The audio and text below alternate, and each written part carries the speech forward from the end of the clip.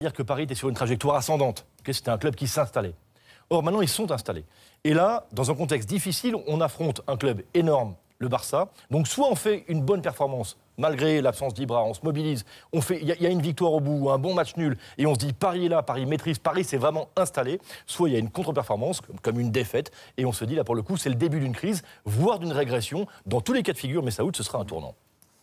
Pendant qu'on aperçoit encore une fois les images du bus du FC Barcelone, quand on aperçoit le bus, en général, c'est que le match approche, Daniel. Ce sont des moments très particuliers quand on est joueur, quand on dispute ce genre d'affiche. Ce match du Barça ce soir, est-ce que c'est un Barça encore plus impressionnant pour le Paris Saint-Germain ou est-ce que c'est le bon moment aussi de jouer ce Barça, Daniel, pour Paris? Pour moi, ce n'est pas le bon moment parce que ce Barça fait peur. Ils sont en Liga très impressionnants. Ils n'ont pas pris de but, je crois, depuis plus de 13 heures. Ouais. Et on sait que par le passé, le défaut de cette équipe se situait derrière.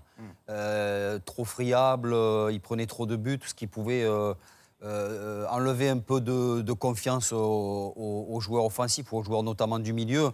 Là, pas du tout. Derrière, c'est solide. Donc, ça donne encore plus de possibilités de se lâcher au milieu aux attaquants. Ça en fait une équipe qui fait peur, tout simplement.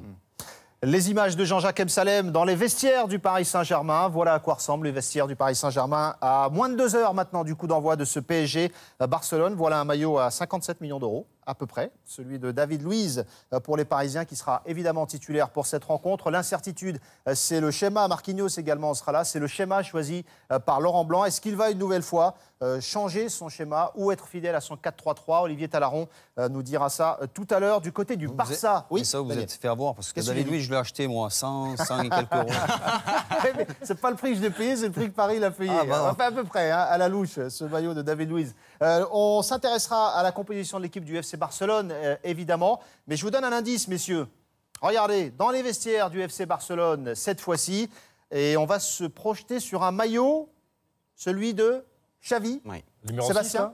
Et c'est quoi l'indice alors? L'indice, c'est regardez, le fanion, le maillot de Xavi et le brassard de capitaine. C'est Iniesta, on le rappelle, hein, qui était plus ou moins attendu. Il se pourrait donc, sur cet indice-là, que Xavi soit titulaire. Et ce serait, mine de rien, une certaine surprise que de voir Xavi dans le 11. Il a déjà joué ce week-end et on le sait, Xavi, pour répéter les matchs ces temps-ci, c'est un petit peu compliqué. Ce serait un événement. Si Xavi joue ce soir, Xavi battra le record de participation de matchs joués en Ligue des Champions, record qui appartenait jusqu'à présent à Xavi et à Raoul. 142, ce serait ce soir sa 143e, c'est assez monumental. Ça changerait quoi pour le Barça, Xavi ou pas, Julien? Ça dépend qui remplace déjà. C'est pour ça.